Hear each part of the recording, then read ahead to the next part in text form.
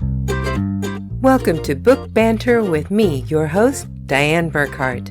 I hope you will join me every Wednesday as we explore all things to do with, well, books.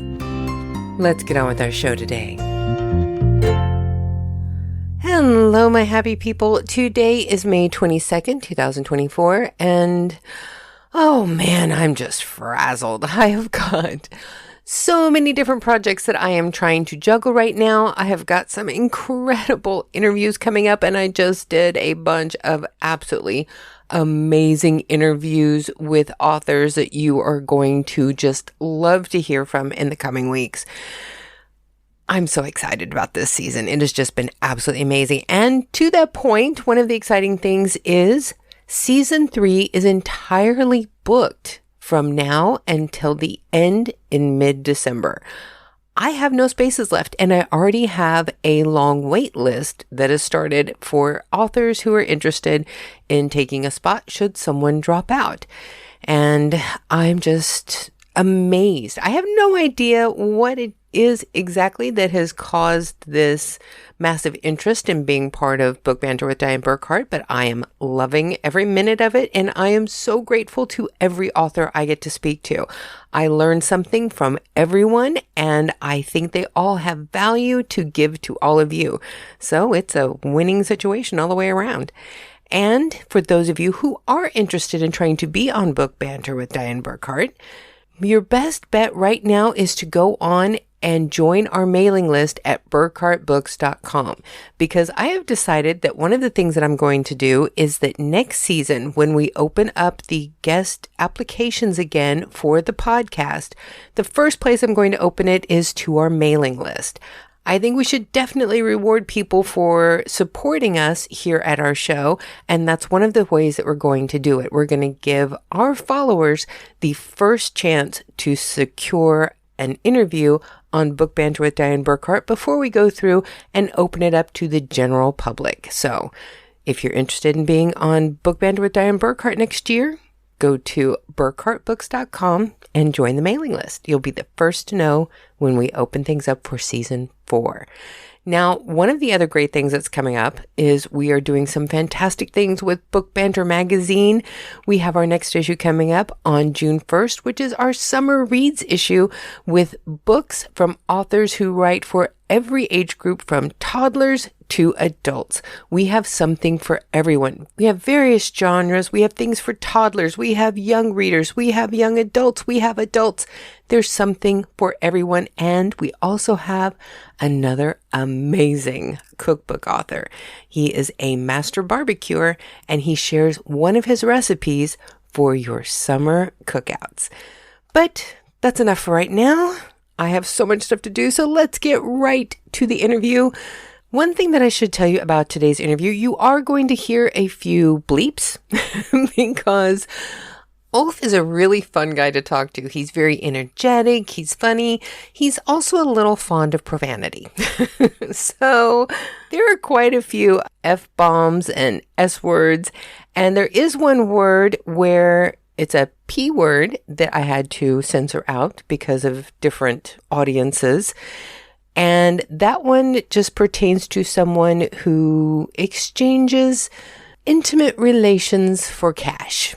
Also, there is one point where we're talking about the nightmare scene in his first book, and he uses an M word that describes when somebody self-pleasures. So I think you'll be able to figure it all out.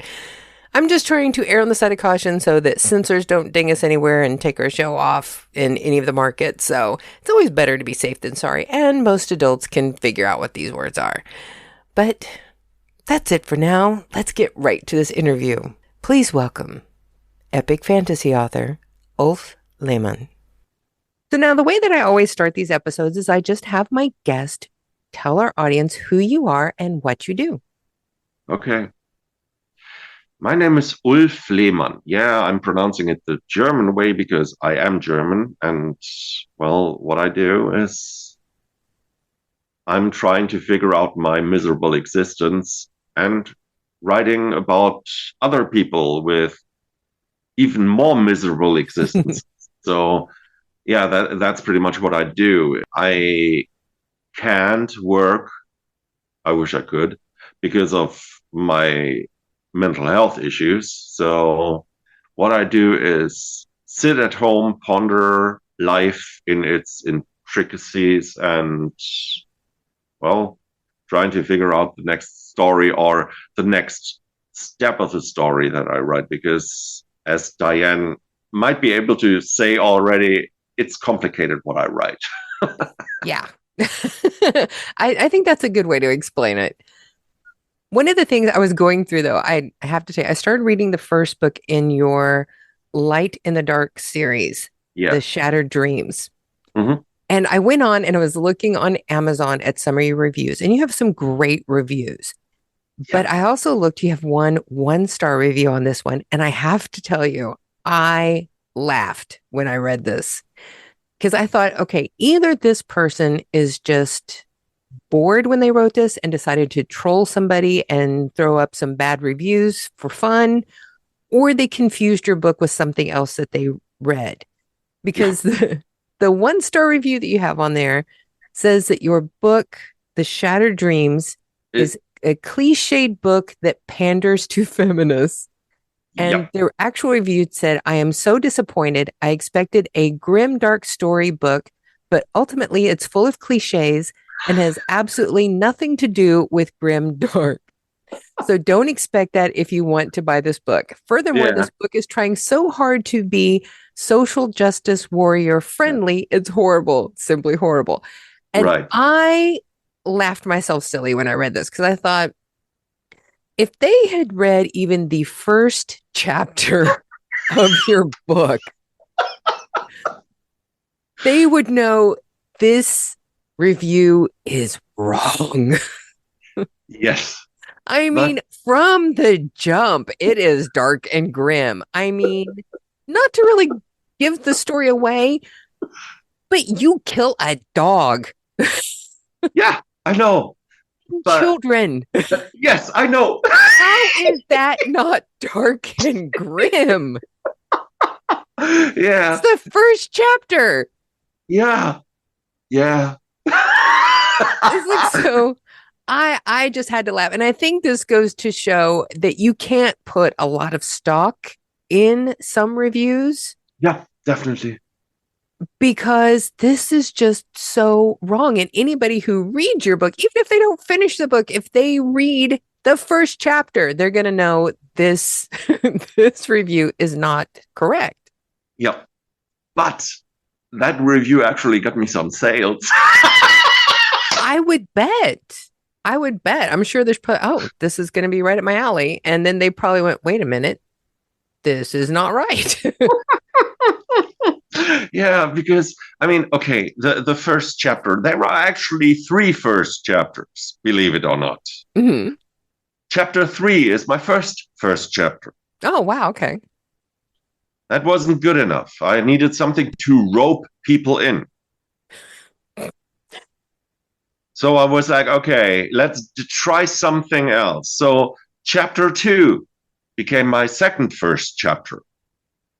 I was like, okay, that's better. And it Mm-hmm. fits the story. It's necessary, but it's still not good enough. And I was like, okay, how do I make sure that people know what is going on Yeah. right from the get-go? How do I make sure to divide the people into, ooh, I want to know more, or this is not what I want? And then I was like, okay, that's what I need in the chapter. And I was like, okay, what's the stuff that I really, really hate in especially American movies? What is Mm-hmm. the stuff that I really loathe? Mm-hmm. I was like, children and dogs usually survive. Whatever happens, the dog and the children survive. I Yes, was like, okay. absolutely. And I was like, okay, yeah, let's kill some children and the dog. And I know that people have put that book away because of just that first chapter. Yeah. And that's exactly what I want.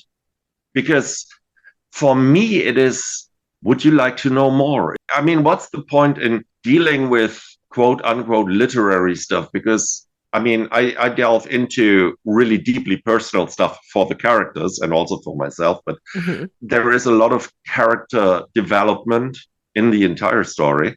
And it is deeply personal. Every character has their own point of view and their own inner demons to fight with.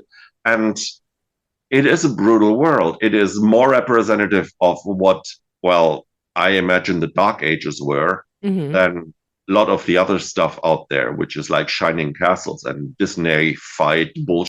So for me, I wanted to show, okay, this is not your parents' kind of fantasy, if you will. See, and one of the other ones is you have some fantastic 5-star reviews on this one too, but I love this one.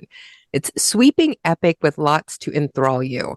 If you like sprawling epics with countless characters, plot lines, and perspectives, and I do, this novel is for you. The points of conflict are too numerous to list here, but suffice it to say there's something for everyone. Demons and demonologists? Check. Out of control wizards? Check. Tragic love story? Check. Ghosts? Check. Cocky and crafty thief? Check. Fighters with supernatural gifts? Check. I could go on, but I don't want to spoil it. I mean, who isn't going to want to pick that up? If you're into fantasy at all, that is the review that's going to make you buy this book.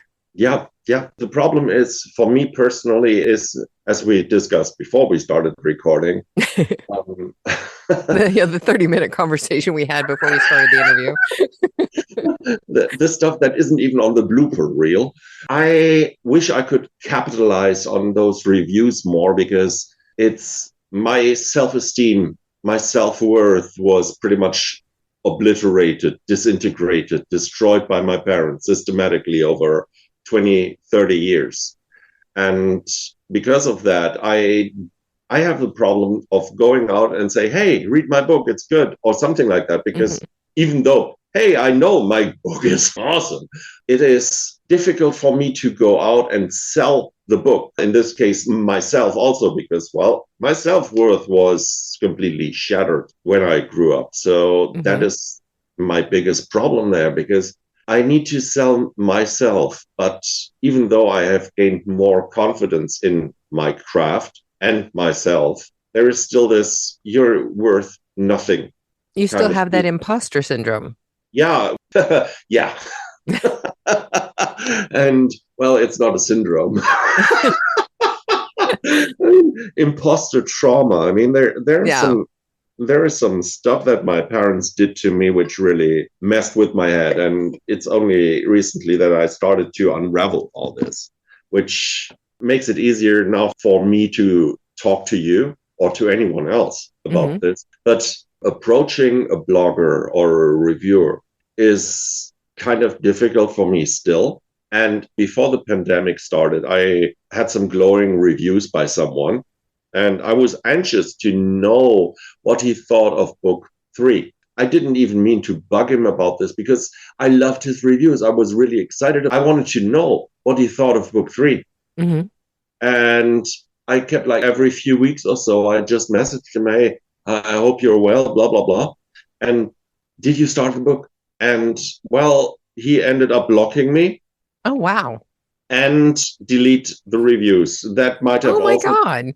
that is something that happened to me on another occasion as well. Wow. And yeah, There has been so many issues lately, it seems, where there are certain sections of the author community that are all about supporting each other. And it boggles my mind with as much as we have to deal with as authors, why anybody would put any energy into tearing down another author. It's like, we're supposed to be here to encourage and support because we already have things working against us in the industry, I trying to agree. get our books noticed and trying to get people to sign up for our newsletters and buy our books and talk to us on podcasts and things like that. Why on earth would we want to add more conflict and problems for each other? I agree. And here again, here's the thing. If I screw up somewhere, and I did screw up in the original release of Shattered Dreams, I entered the self-publishing fantasy blog of. I entered that in like 7 years ago or whatever, and there was one passage that was not even unfortunately phrased because it wasn't, but some people read it differently. I don't know. In the nightmare sequence, Drangar is pretty much just like running around and something is crawling underneath his stomach and he tears at his stomach and guts fall out and he wipes the maggots away or what have you. And in the original version, it could have been read like he was masturbating. Oh, okay. Thankfully, someone else told me about this, and I was like, okay, yeah, now I got to deal with Crossroad Press. I said, okay, screw it. I'm going to change this now. I'm going to make it so that it can't be misunderstood. And I'm glad that this person told me. I'm really glad because, well, who would want that? It's a tragic, traumatic, nightmarish scene. And yeah, I had to message the publisher because I don't self-publish. So.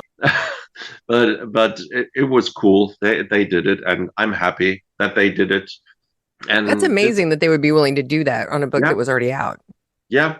But it's a hybrid publisher, so they do and I'm glad that they did. So anyway, the point is, I'm like, you're right. And this is something that I learned early on when I started writing back 30 years ago in German.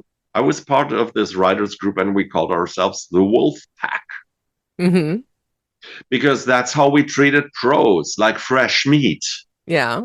So everything was shredded, torn apart. And at first, the first time they did this, I was hurt because, well, they tore apart something that I worked on. And then I realized they're not tearing me apart. They're tearing apart the work and they point out the flaws. Because, I mean, these were my buddies. I was drinking with these guys. So they did it because, well, they wanted to improve the story. Mm-hmm. That is what friends, to me, that is what friends do. They help each other. And I know that when you say, yeah, be positive and helping people to me is not like just stroking everyone's ego. Yeah. Well, and I have actually been part of like several writers groups, and there were a couple that the rule was actually we only say positive things.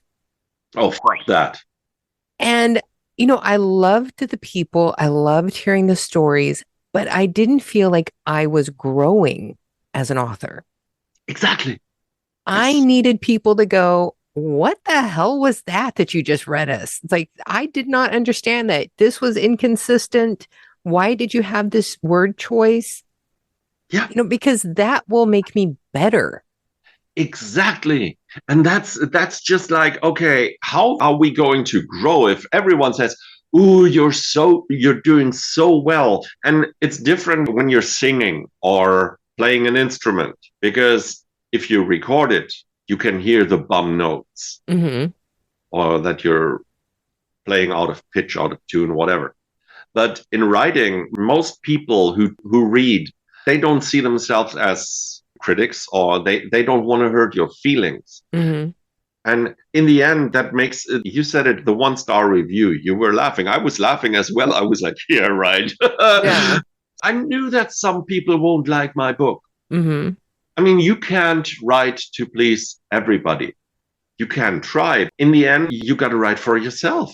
And you have to be your own worst critic about it. And when you are your own worst critic, everything else pretty much just like, oh, yeah, I didn't notice that. Better fix that. And that is support for me. That is supportive. Now, one thing that I did want to ask you, with you being German, why did you decide to write your books in English? Yeah, many people don't ask anymore, but it is okay.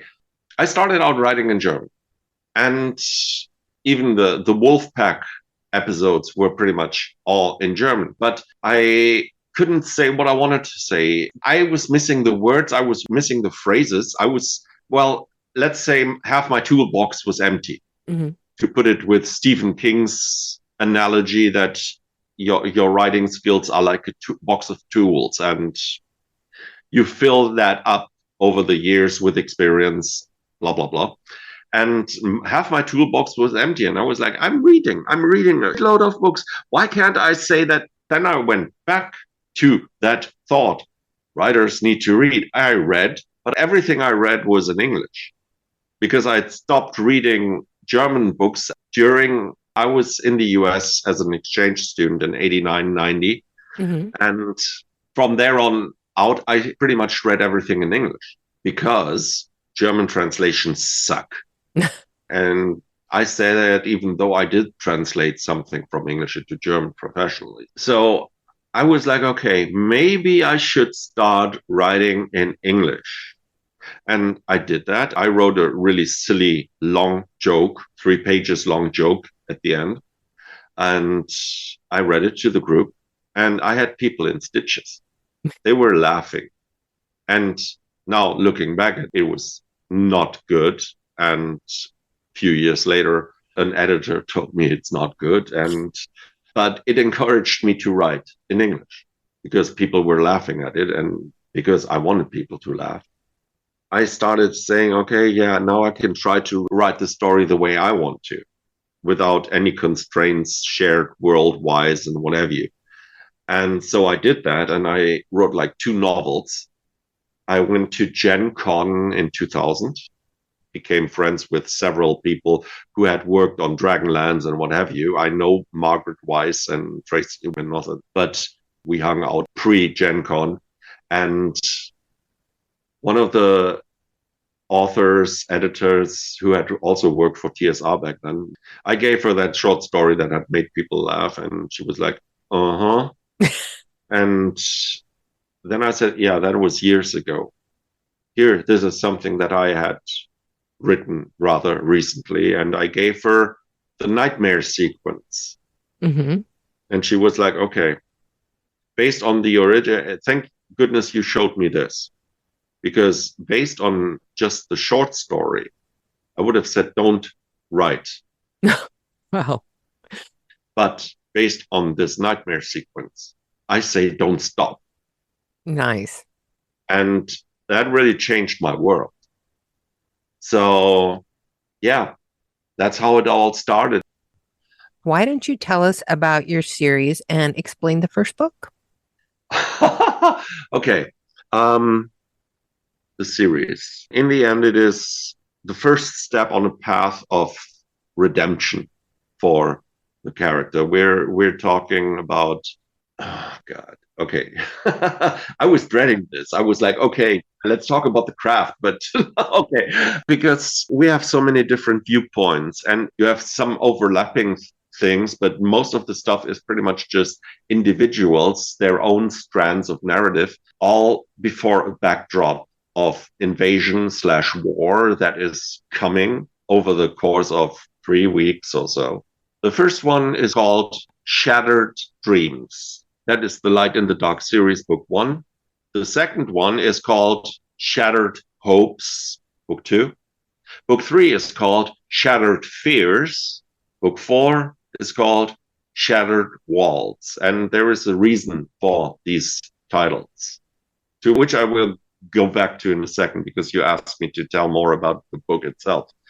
So it pretty much deals with the main protagonist. I'm not saying the protagonist because, well, every character is their own protagonist in their own story, if you will, that are all linked together because, well, we all live our lives and our lives eventually overlap or they don't, but we keep on doing our own thing and might come together eventually or not.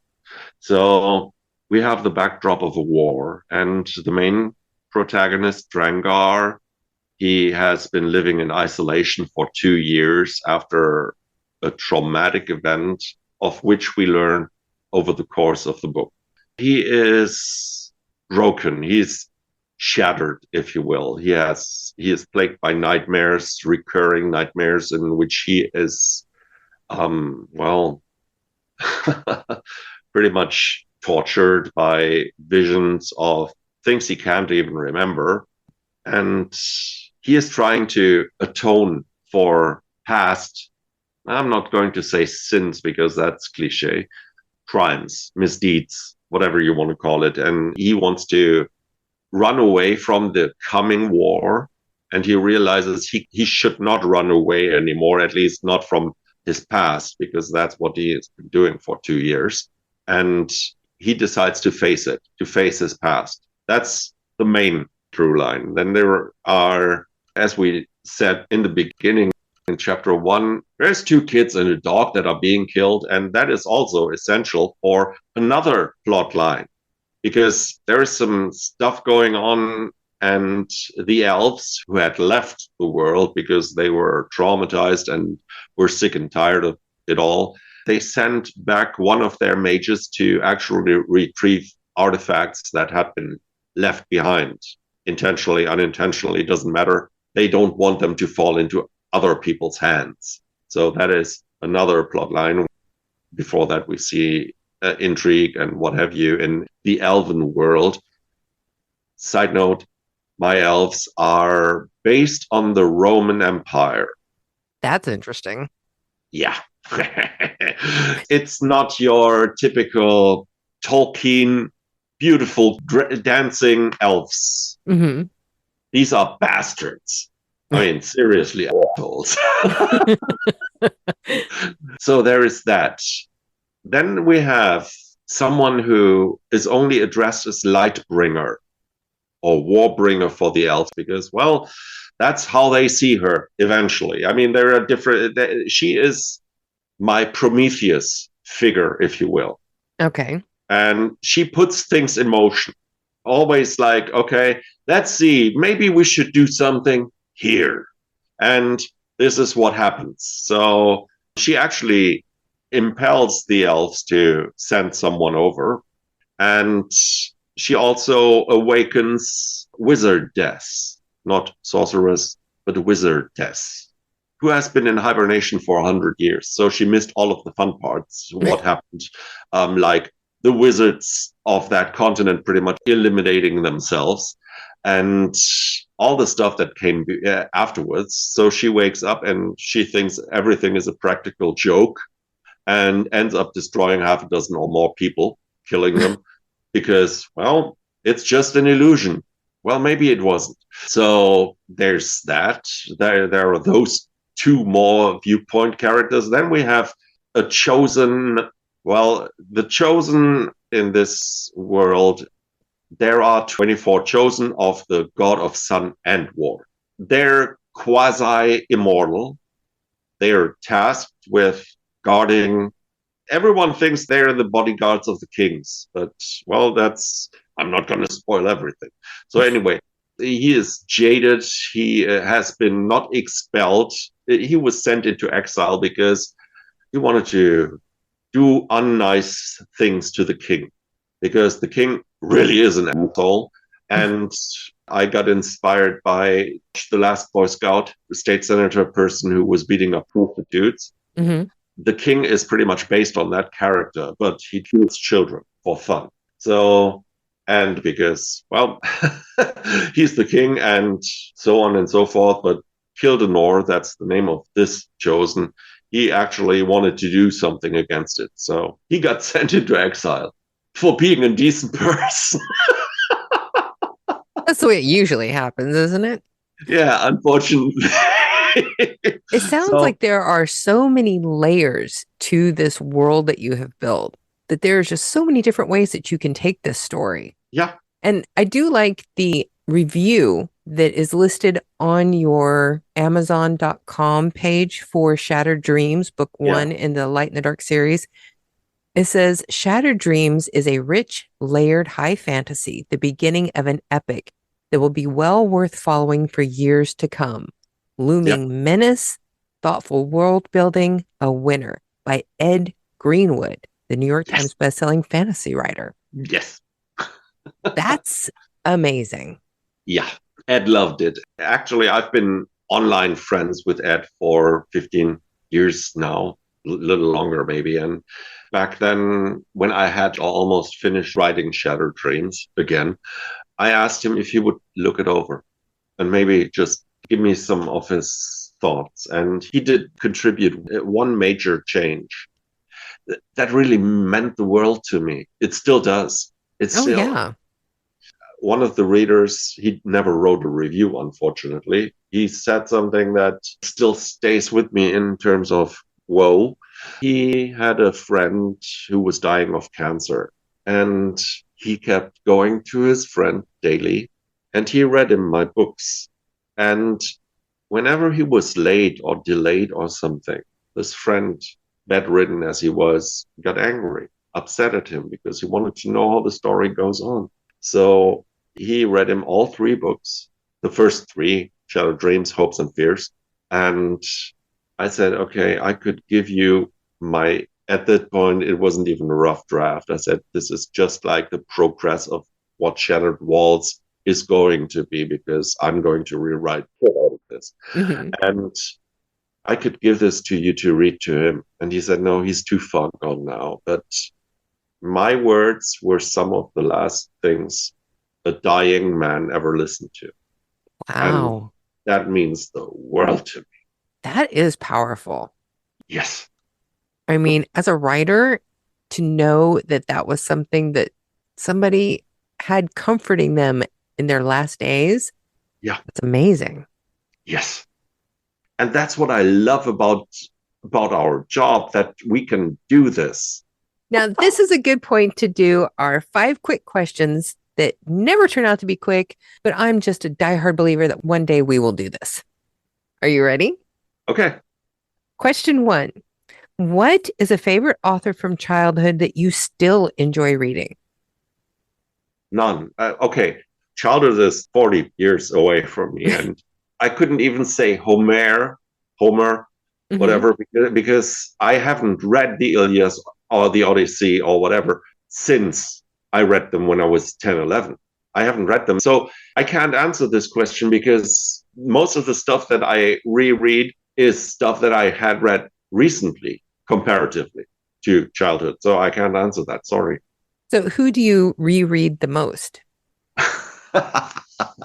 Okay, who do I used to reread one book by Michael Stackpole, I Jedi. I reread this on an annual basis, pretty much. And for educational purposes, believe it or not, I read the Da Vinci Code like 4 times. How do you see that as educational purposes?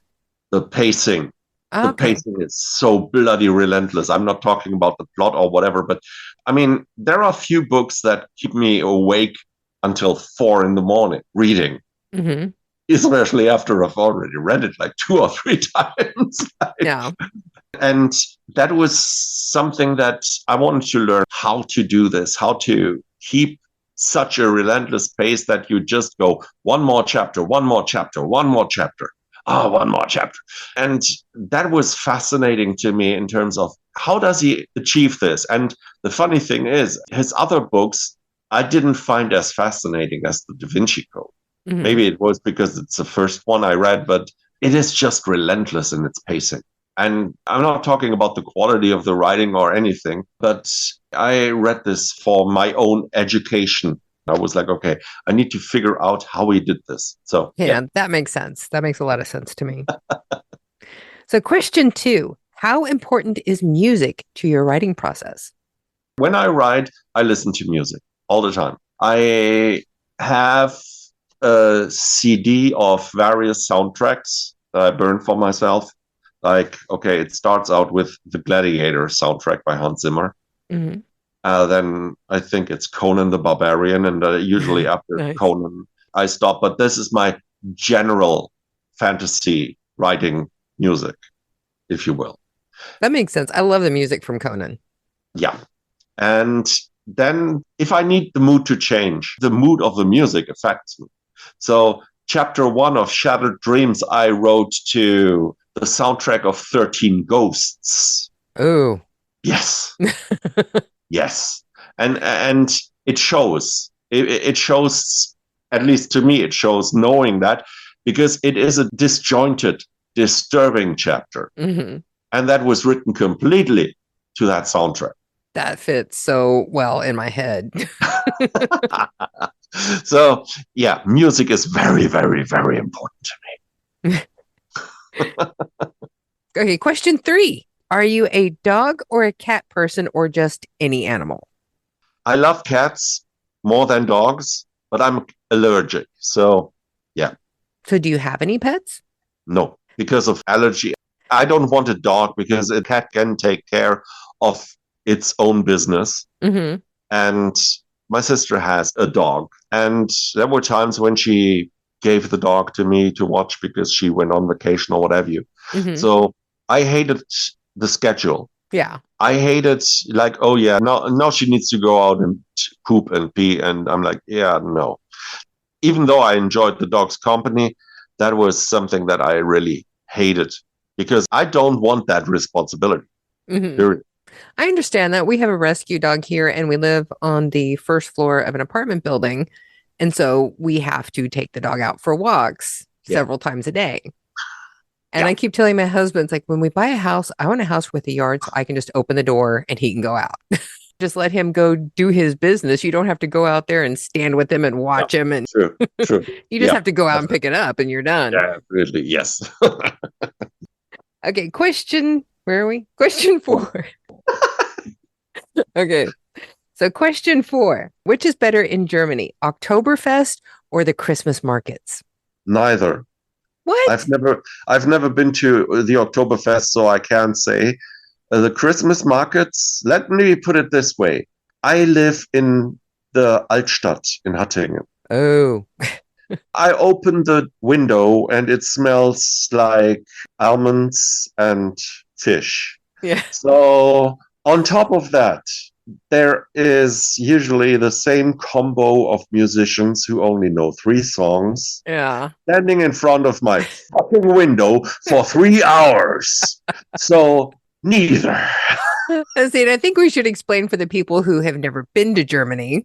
Uh, okay. Christmas markets is like this tradition where usually either in the center of the city or some big area in the center of the city, you have stalls of vendors who Yeah, just are, tons of crafts and yep, food and just anything that you could music. possibly want to buy. Yeah. And if you live in the city, it can be annoying. It's just packed with people. Yeah. It was more packed before the plague, but it's getting back to quote unquote normal. Yeah. So, Yeah, this last year we went out to the Christmas market in the Altstadt, the old town in yeah. Dusseldorf.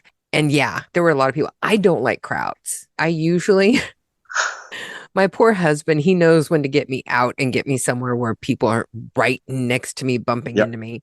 Because after about the third or fourth time somebody bumps into me, I am having visions of throat punching people. Yeah. And my Okay. husband just knows it's time. Let's go over here. Here's a warm glühwein. Calm down. Yeah. Yeah. Glühwein, by the way, for those who aren't familiar with it, which is probably most Americans, Yeah. Glühwein is pretty much spiced wine, which is heated. Red wine, usually with, I don't know, cinnamon, and I don't know what Mhm. else is tossed in there. Sometimes there is Glühwein mit Schuss, which means there is actually some more kick to that because they pour in something else too, which is usually a schnapps or whatever. But yeah, So it does warm you up. yeah. Think hot toddies, but red with more spices. Yeah. Then there is a mulled wine that Yep. people do at the holidays in the United States too, but it is not the same thing as Yep. the glühwein here because the stuff here has way more kick to it. Yeah. Yeah, it does. So now question 5. Okay. If you had to live as a character in a book for a month, would you pick one of your own books? No, I would not pick my own books. No, no, no, no, no, no, no, no. It's I like, mean, because I think it would be hard to survive your books. yeah, that. Does Star Trek count as books in this Sure, they case? have books written about it. Yeah. So yeah, I would pick the next generation Star Trek thingy because that's just people are decent. There is no poverty. You're much There more is likely to live through it. yes. See, that's one of the things I always think is fun to ask an author. It's like, if you had to live in a book, would you want to live in one of your own? Because it's amazing how many are like, oh God, no. No. Um. Well, and one of the things that I think that people need to realize? Because there's descriptions in some of your listings up on the internet that say that these are like grim fairy tales. Yeah. The problem is in the United States, Disney has changed grim fairy tales Oh, yeah. and made them family friendly. Not enough people realize how dark and disturbing the original grim fairy tales were. Yes. It's And like you that's why. see Cinderella and it's like, oh, she's wearing glass slippers, she's all beautiful and everything. Yeah. No. In the No. original story, whenever the prince comes to the house and has everybody try on the shoes, her sisters actually hack their feet Yep. They cut their with toes off knives. just to fit in the shoe. Yeah. Yeah. I mean, and so these are very dark stories with Yep. a lot of very disturbing imagery. Yep. And so when people read, oh, this is like a grim fairy tale, they're thinking more than likely, Yeah. oh, like Cinderella and Hansel and Gretel and things like this. It's like, yes, but the original. Yes. Yeah. You need to be familiar with the original stories to understand how your books are. Yes. But that's what the samples from Amazon are for. So they can actually read the 1st chapter. Yeah. So, and I think if they read the first chapter just of Shattered Dreams, they're gonna get the idea. Yeah. For me, it was like Hansel and Gretel meets Saw. That's pretty much what I was That's a great way to put it. I think that's a perfect description. Hansel and Gretel meet Saw. Oh, man. Now, for those people who have been intrigued and would like to read these books now, where can they find you and your books? Okay, you can find me social media wise. I gave you the link tree thingies. You can find me on Amazon, obviously, Kobo, Google Books, Apple Books, Barnes and Nobles. You can get the ebooks as well, I think. Okay. So ebooks are through those 4. And Amazon, you can also get the paperback. They're chunky novels and they have map art, very important because, well, I loathe, dislike is not the right word. I loathe travel descriptions. I never finished The Lord of the Rings, but having all these journeys and describing every tree, bark, thingy, and what have you, is something that I abhor, I loathe. And I pretty much said to myself, okay, yeah, unless something important happens, this is stuff that I'm not going to write about. So you don't get the quote unquote filler stuff from my writing. You will find just plot. I have a group also, Ulff's Undefeated. That's on Facebook. There I talk more about the writing process and the stories. Do you have any more books planned to go beyond book 4? Yes, that's what I'm working on. Shattered Bonds is the final book in the series. Thank you so much for doing this today. It is really unusual that I actually get to talk to somebody who is actually in Germany with me. Yes. Yeah. Yeah, it was lovely being here. It was fun.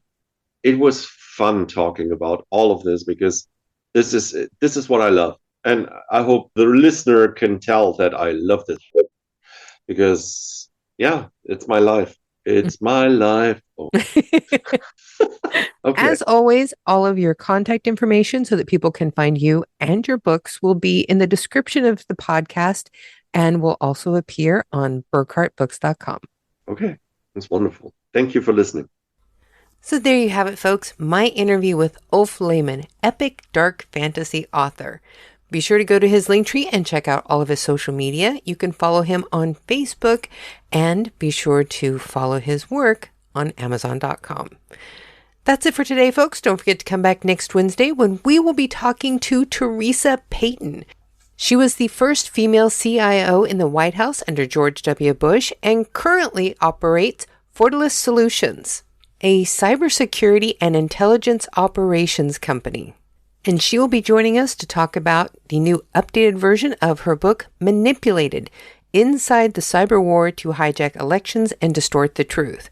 We also get to talk about things like just basic cybersecurity and how worried the general public needs to be about things like TikTok and other social media. If you're interested at all in protecting your own information out in cyberspace, you do not want to miss this interview. So that's it for today, folks. It's time for you all to go forth and be really, really happy.